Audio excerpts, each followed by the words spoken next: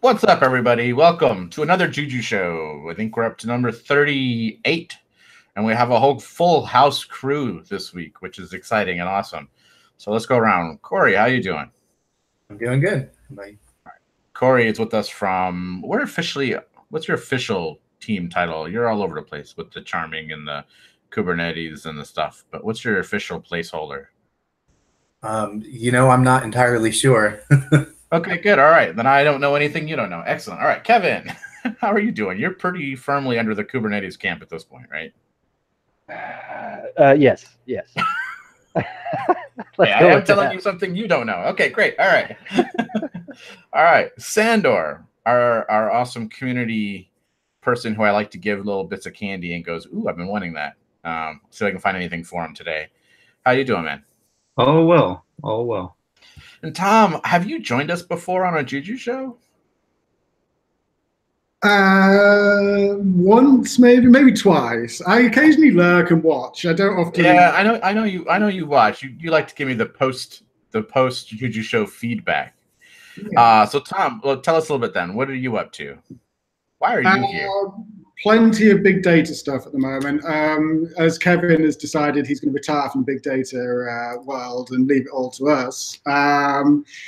Yeah, big data, trying to drive adoption of the Hadoop bits and pieces, trying to raise awareness of the fact that we do all this Hadoop stuff. Or Kevin and Corey have an awful lot of Hadoop stuff. And, trying to get people to actually use it, which is that's always a good thing.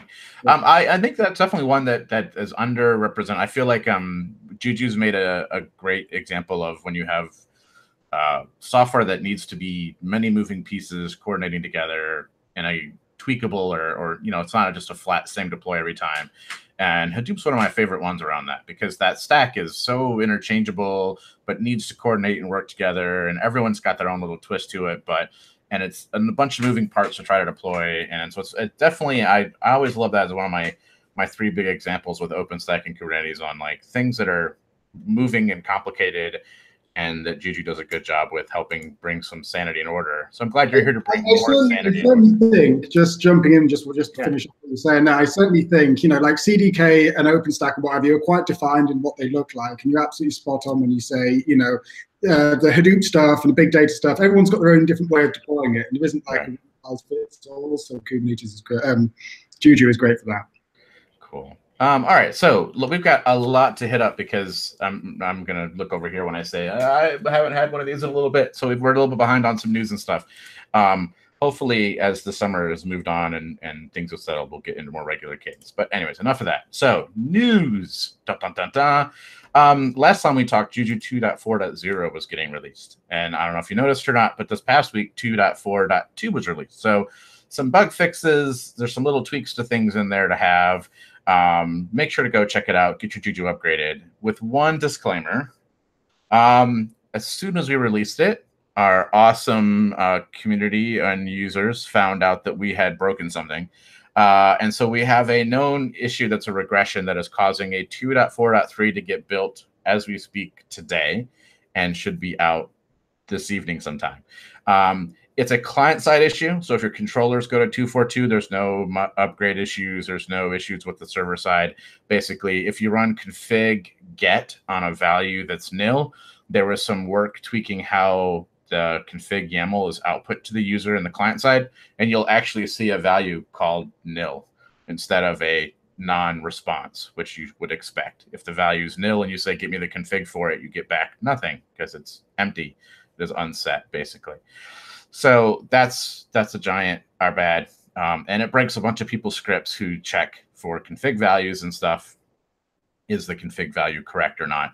Getting back angle bracket, nil angle bracket was not expected. So we're rolling a 2.4.3. You'll see that very shortly. And so that will be available soon. So either way, get ready, take a look at what's in the change logs and things, and we can go from there. Cool. Along with that, we've had some really interesting, so we've kind of made this move to discourse, and I want to plug that because I feel like we've had some really good discussions in discourse lately, and I wanted to highlight a couple of them. James Beatty, who's been in here before, but obviously couldn't make it today, had some questions. And what I loved was that his questions were, how do I use these config values that are defined, but I don't know how to use them? And I was like, hey, I've done that a bunch of times. Didn't I write a blog post on it? And then I looked, and the answer was, no, Rick, you didn't write the blog post. You thought you did. So I said, well, haha, I'll just do a quick discourse post then. And it was faster than a blog post and demonstrated how to use Let's Encrypt to put your Juju controllers behind a valid HTTPS server. And one of the reasons that this is really cool is it puts things like the Juju GUI behind a legitimate SSL cert so that end users of that GUI don't get a bunch of scary, this is unsecure warnings and all that, right? None of us likes those. So that's up. Take a look at that if you ever wanted to do that with your controllers. I like it for demos because I can put real DNS names and demos things, and it's very pretty for screenshots and for demonstrating things to end users. Again, less scary warning flags, the better, right? But there may be legitimate reasons for you to do that with your own users besides just making it pretty. The other one specifically asked for was around external identity config. And there's a config in a controller to say, hey, use this identity provider over here, which lets you do things like manage user accounts for things in Juju outside of the controller. Semi-recently, it's been a little bit, but Canonical supports a software tool called Candid, which has plugins to support various backend providers. We use it in Jazz, for instance, to back the Ubuntu SSO user accounts into Juju accounts to help manage ownership of Juju resources in Jazz. It supports some other backends as well, and it's pluggable. So I encourage folks to check out Candid, to check out what it supports and what you may want it to support, and to participate in that open source tool. And then you can point Juju. Martin Hilton from the Jazz team actually wrote a post in Discourse around how to take your Juju controller and point it at your own Candid instance, so that you can, again, manage your users at scale with some other identity backend. So a couple of really good questions from Beatty, and because I wrote one of them myself, I'm going to say really awesome responses from the Juju teams. And so go check those out again if you have those. And if you've got your own questions, I encourage you to, hey, start a discussion in Discourse and see where it goes. The mailing lists are dead. And so long live Discourse, at least for the next few years, till something better and awesomer comes along. But in the meantime, I encourage you to start conversations and questions, or if you've got your own little tutorials and things, it's a great place to share your knowledge and such. So get out there and write up some Discourse posts. I believe Kevin owes me one, actually, because he agreed last week to write one in his evening around something he wrote a Medium post about. And I told him that would be great on Discourse, and he said, I'll do that after my evening stuff calms down. And then I've never seen it ever since. It's in draft. It's It's all a right, whip. all those that believe, Kevin. Cricket. Okay, cool. All right. Anyways, I'm going to give him a hard time about it. That's fine. Of course, I'm going to ambush him right before I ask him to talk about stuff. So, Kevin, you've got a few things on the agenda here. Yeah, dude, your segues, I love them. They're great. So I wanted to talk about a couple of things today, a little bit related to Kubernetes, but before the Kubernetes specifics, I wanted to mention two new integrator charms. These have been talked about before on the show by Corey Johns.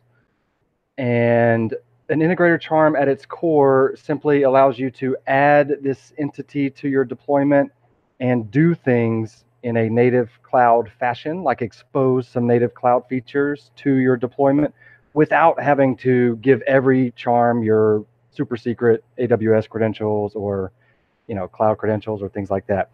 So what am I talking about? The cloud native bits are things like elastic load balancing or persistent storage like EBS volumes or things like that. So if you had a deployment, let's say, and you wanted to create an EBS volume that your charms could attach to and could use, you would deploy an integrator charm. Obviously for EBS, you'd use the AWS integrator.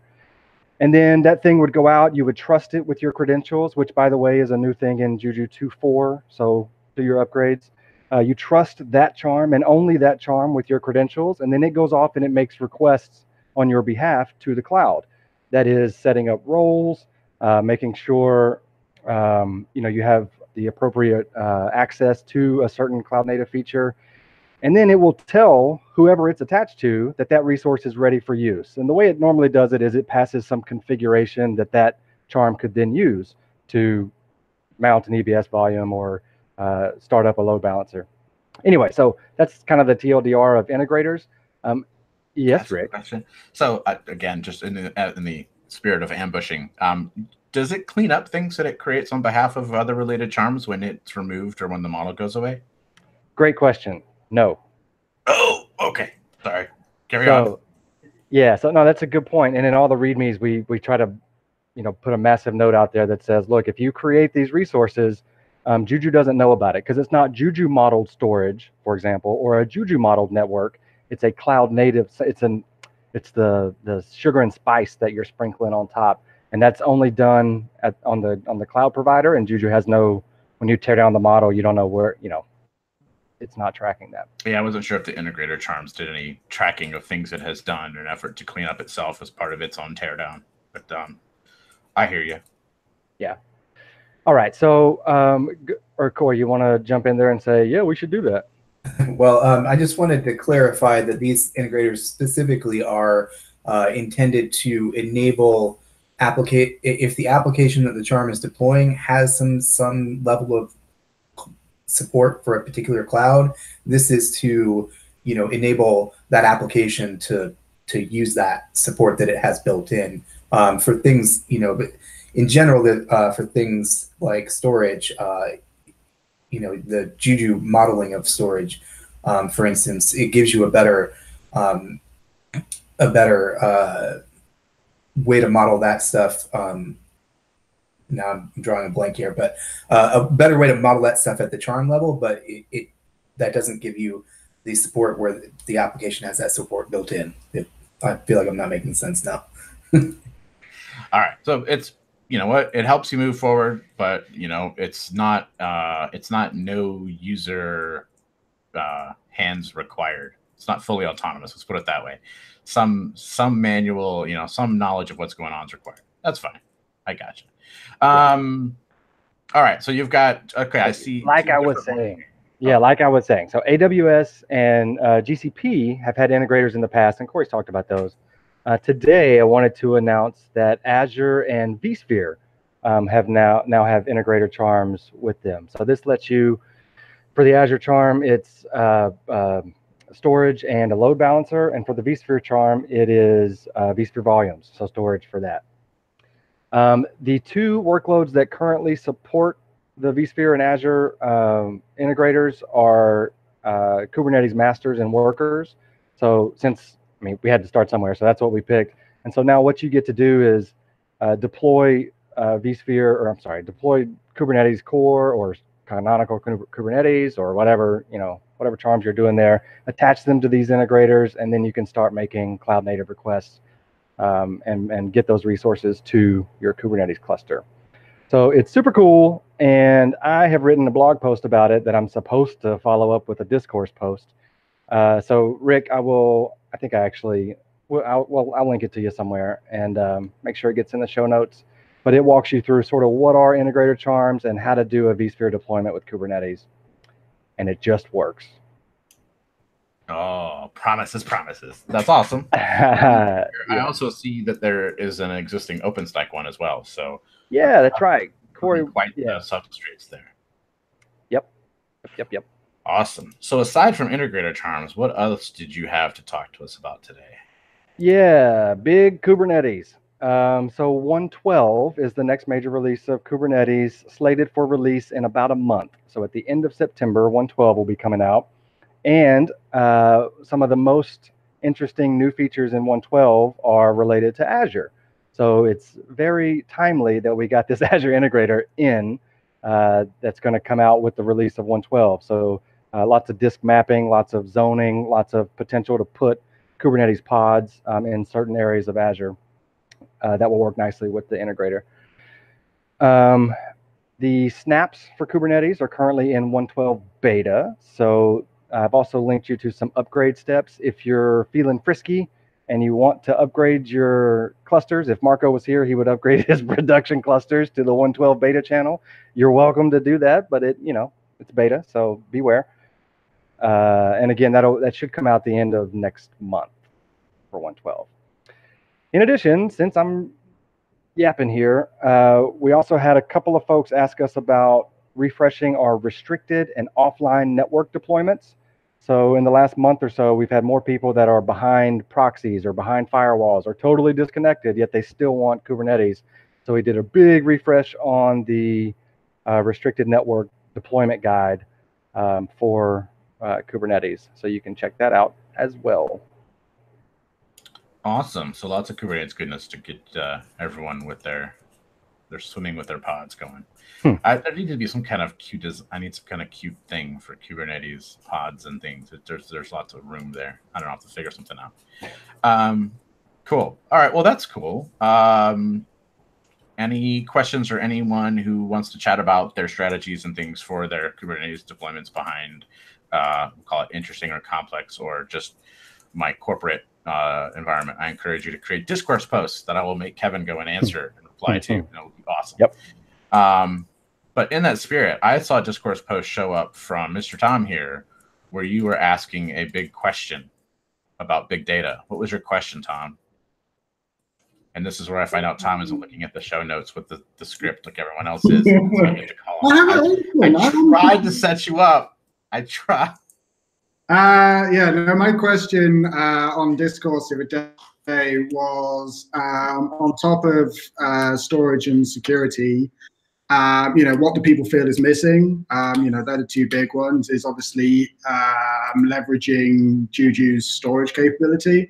But then also I feel for enterprise deployments, allowing an awful lot of our software to be able to seamlessly integrate with enterprise security and that type of stuff needs to come sooner rather than later. But, obviously, we're driven by both our customers and also what the community wants. So, in terms of big data stuff, what's missing, that was, what I was inquiring about. So if you are a big data tool user, I encourage you to go to the discourse post in the show notes and tell Tom all the things you have on your little magic wish list. I wish that it solved all my streaming problems without me having to worry about it. Darn it. And see what Tom can say about it. Yeah, and then it'll make me sad because then I'll feel compelled to do it all, instantly. And yeah. Well, but through Tom's sadness, we'll find goodness as he makes things. Well, hopefully, if we can actually get more community involvement and people, just telling us what's missing, why they wouldn't use it. Obviously, it means we can create a better platform for users. So, the more people who get involved and tell us what's missing, the better. Awesome. So I see you have an array of did you want to talk about these other topics here between big data and even bigger data? And you have a little bullet list that you had provided that you wanted to talk about? Yeah, well, I'm not here very often, so I figured I should probably run through all the stuff that I should tell. Well, the floor is yours, sir. Take it away. I'm off. Okay. Yeah, so obviously the big data stuff we're running through. I know that there's a bunch of us, both at Specule, and Kevin's helping out occasionally when he can be asked, looking at pull requests. And just generally running through stuff. So we're adding things to the platform. Obviously, yes, if there's stuff that's missing and people feel compelled to tell us or even contribute fixes, that'd be nice. We will happily soak them up and start, improving upon them and what have you. To that end, I'm going to skip halfway through my bullet points and definitely not go in order. We're doing Big Data London in November, which is, hold on, let me check the dates. November the 13th and 14th. So Specule and Canonical are co-hosting a booth down there to demo, all the big data stuff, some solutions that we've come up with, and various bits and pieces. So if anyone's kicking around in London and fancies a trip down to Olympia, it's free. Come down and, show some support, say hello, the usual nonsense. I'm sure we'll have some free stuff that you can take home and, generally break our demos and stuff. So, that will be fun. Also, I guess, in terms of less technical news, Specule's expanding. Woo! Ryan, our intern, has come on full time. So we've got another Java developer and general person who's sort of learning how Juju works. Occasionally he dumps random questions into IRC, but outside of that, he's been working on some Druid stuff, which I'll show you all in a second. Do me a favor, actually. Let me take a step back for a second, because you're talking a lot about Spicule and big data and stuff and all that, and like you said, you're not around a whole lot. So can I give you an opportunity to tell me what Spicule is and what you guys do besides complain about Kevin a lot? And then maybe that'll help put the rest of this in context really well. The other thing that we do is comment on Corey's hat or hat collection. So, I know he's hatless today. I don't know what's up with that. Okay, so in real life, what Spicule do, we are a data consultancy. We deal an awful lot with big data and, you know, highly scalable deployments these days. For the US government more than anything else at the moment, but you know, sometimes we vary and do other stuff. But you know, we have been using Juju now for, I don't know, 3 years, 4 years. It's been quite a while since I was told not to use 2, and I went and used 2 and got stuck in model hell. But other than that, we use Juju an awful lot for our big data deployments, also some Kubernetes bits and pieces when we're sort of forced down that path. Yeah, so we do data. We're based in the UK, down in the southeast of England, but technically I work very late nights because I do an awful lot of stuff in the US. Yeah, that's us. So there you go. So you're, can I say you're kind of a semi-canonical Juju partner in the big data space? Or am I being we're a fully canonical Juju partner. So in terms of what we do with Juju, yeah, we're us and Tengu are currently the big data partners for the Juju platform. So if people want support and advice and that type of stuff, I guess I'm not doing a great job of saying myself, but you know, if you want support, advice, and big data help, certainly around the Hadoop distribution that Canonical ship, you know, come and drop us a mail, and we're happy to have a chat. All right, cool. So this is why things like you're at the conference in London, and if folks are, you know, looking for expertise or help in putting together their very pluggable, not as simple to get up and running as some other things we've talked about, stack of software to help solve their business problems, Tom here is a good person to chat with around it. Are we going to go into the beard, or are we going to let the beard go? You have a bullet point about my beard. I feel like let the beard go. Can I give you an update on what we're doing sort of charm-wise? Yes, that's much more interesting. I'm on board with that topic. All right. We'll ignore the beard and the hats, and we'll sort of discuss what we're doing charm-wise at the moment. So there's been a few tweaks and bits and pieces go into the existing big data charms for Spark, because we want Spark SQL support. We also, you know, want to be able to expose Spark under a REST API. So there's been a couple of changes going there. And also we will be pushing an Uzi charm. In fact, I think it went in this morning. There's an Uzi charm kicking around somewhere that I think got opened up for Hadoop-based workflows. It doesn't support HA yet. That's coming, but it's there for people to go and test. And so we've been doing a bunch of stuff in terms of making the Hadoop stack a bit more user-friendly, certainly for non-technical users, because we appreciate as data folk that it's quite hard to wrap your head around all this Hadoop big data stuff, especially when someone just shows you console output of, you know, something that's being processed. It doesn't tell you very much if you're not a technical user. So we're trying to lower the bar for entry by putting Hue back in, bringing it up to date, and then also some other stuff. So if you can share my screen. Let's see if this is going to work. If you're not analyzing words in Shakespeare, I'm just saying that this is not a real big data demonstration. This isn't a real big data demonstration. That's my bar. About 10 minutes ago, so it's probably going to fall over. Oh no! Here we go. Okay, so some of the stuff we've been working on. If I flick over to here, here's a bigger big data model. So the stuff on the left, Kevin and the canonical folk will largely recognize as the Hadoop charms.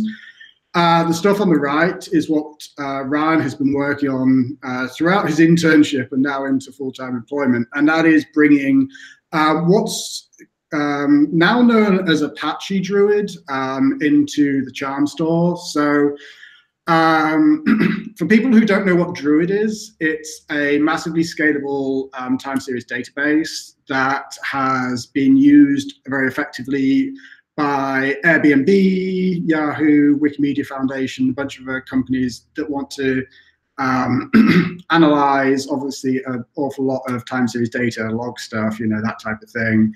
And so we've been using it in a couple of projects and wanted to bring it to the charm store. It's we're currently sort of stuck in a bit of a weird moment because it's going into the Apache incubator, so we are sort of trying to move the charms with it. But it will become Apache Druid, and so bringing it to the charm store is an ideal place for it because Druid is designed to scale. You can chuck loads of workers at it, and so you want it to be able to expand as easily as possible. It also has a Hadoop backend, so you can either plug it into S3 or you can plug it directly into HDFS. So in this demo here, we've got it plugged into HDFS, and so it will use the canonical Hadoop distribution as a backing store for you to chuck all your data into, which means, of course, you can then do MapReduce stuff as well at the same time. It's not entirely,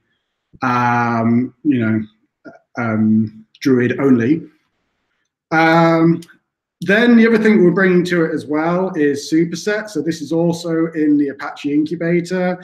This was originally written by Airbnb as an internal reporting tool, and was originally written specifically for Druid, and has since allowed different backends to be plugged into it. But it's very nice and sort of user-friendly Druid user interface that allows you to write Druid-based queries. So in the back end, we've got Druid, we've got a very small Wikimedia import, and then I quickly knocked together a quick pie chart that just shows minor edits over all the data types.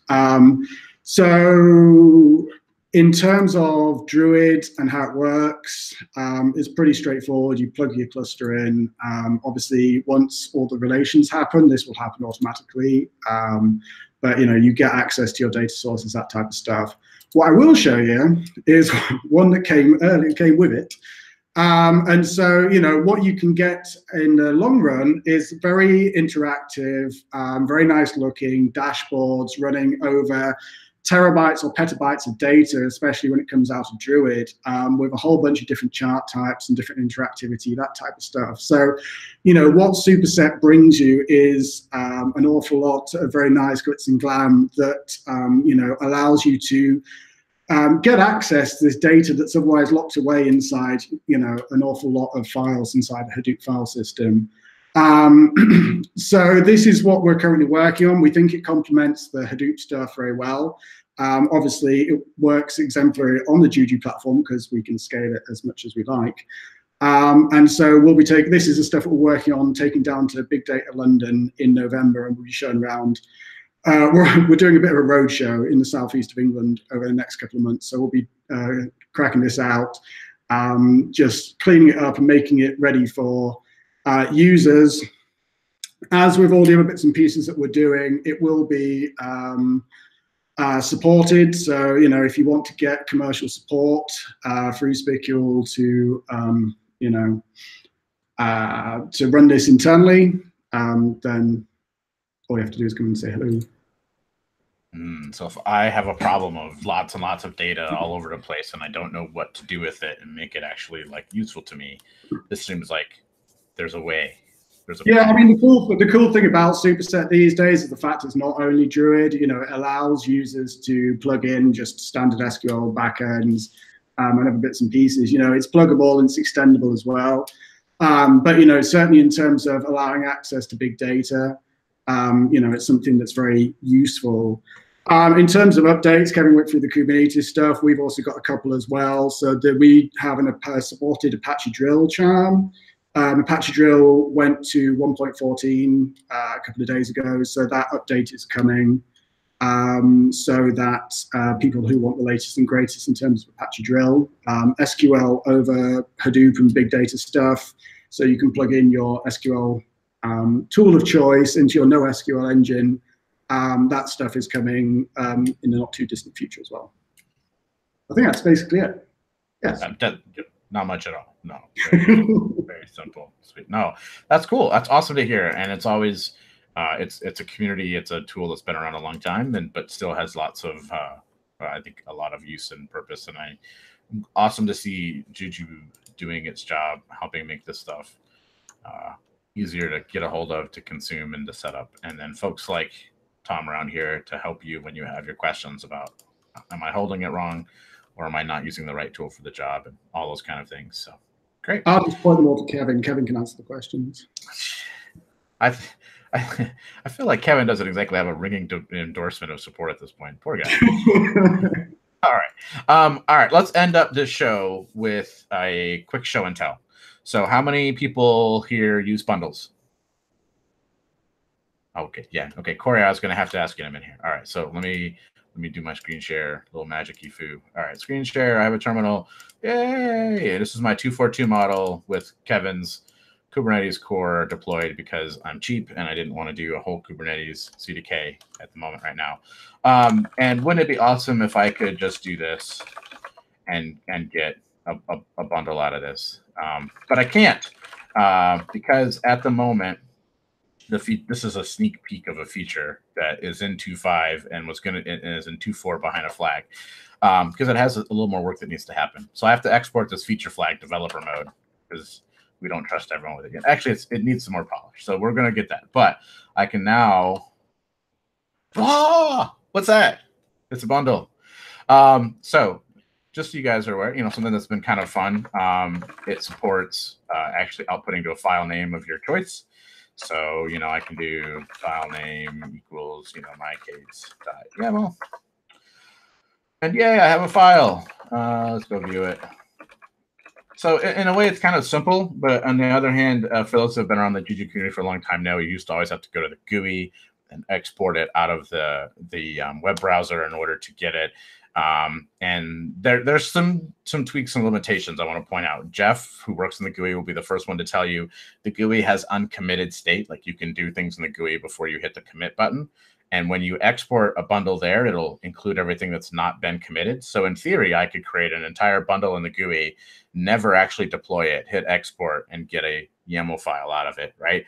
And Juju doesn't know how to do that. It has no idea of things that aren't done. You type commands and it says, yes, sir, I have another, and does it.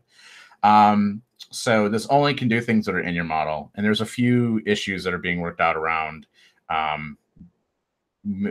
Basically, you can't run the command right away when you deploy. You'll find you have to wait for everything to kind of settle before you can successfully export right now while it's in the developer mode. There's work going on to make it more intelligent, to be like, hey, I know what it's supposed to look like. I can export a bundle, even though it's still building relations and running charm hooks and all that kind of stuff. So if you try this out, you'll find there's some times where it'll yell at you when it shouldn't. But that's why it's behind a flag or whatever. But if you wanted to try it out, if you have any automated systems where you want to be able to script against, and then this is all behind an API, right? So it's a new API on the controller. If you wanted to actually update things like the Python Juju lib or whatnot to call this API and then do scripting around, maybe you build different, big data combinations of things, and you want to automate dumping out the bundle definition of those things and see whether or not they pass tests or whatnot. You could do a lot of cool automation stuff with this that doesn't involve scripting, firing up a Juju GUI, and hitting a button on the page. So there's hopefully some good useful stuff to this that folks can see. So it'll be in 2.5. I think it'll be in a point release in 2.4 in the future. It's kind of doesn't affect any running stuff because it's kind of a new API call and a new command. And it doesn't really backward incompatible anything. So I think we'll see it come out from the flag in a point release in the near future in 2.4. But hey, just a heads up, and for those, I'll give you a sneak preview to you early adopters out there that want to try stuff out. The notes on what I did is down in the show notes. That'll be at the bottom of the page here. So questions, concerns, cheering? Come on, bring on the cheers. What? That'd be pretty cool. Or yeah, well, yeah, well, that'd be pretty cool if you could turn that bundle around, edit it kind of quickly, and then feed it back into dry run. So then you would see sort of based on what the model that's deployed. Yeah, you've got your bundle. You might want to try to tweak it, and you just get to see what those tweaks would do in the deployment. So I dig it. Good job, Rick. One corner case thing I will call out, due to the fact that we moved to Bionic. Like I noticed the Kubernetes bundle currently in the bundle definition says default to Xenial. Yep. So you deploy, and one of the other things we're trying to work out is you deploy a Xenial bundle. Well, once you deploy it, it's all the applications, and the applications are still identified as like CS : whatever the name of the charm is, and it doesn't specify the series and the charm URL in the bundle because it got it from the global bundle setting. So when you export it, you're going to find that if the model defaults to Bionic, the exported bundle is going to say, hey, this is a Bionic bundle. That's what the model default was. And then when you go to deploy to redeploy what you exported, right, you're going to find that it tries to resolve all those charm URLs to the Bionic series instead. And this is a consequence of once the bundle's picked apart into all the Juju commands and shoved into Juju, it doesn't know where it came from.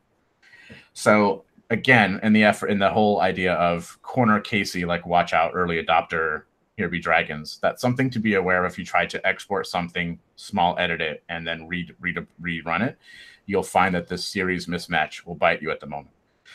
One of the proposals we have is for Juju to actually go, if a bundle goes in and says that the series is Xenial and we resolve the charm URL to Xenial, that what we actually store in Juju is the resolved charm URL, not the original inputted one. Such that when we export, it'll come out as CS : Xenial, whatever the name of the charm is, even though that wasn't what was in the original bundle. You know what I mean? Because the bundle is supposed to be the representation of what it would take to recreate this model, right? To make it redeployable.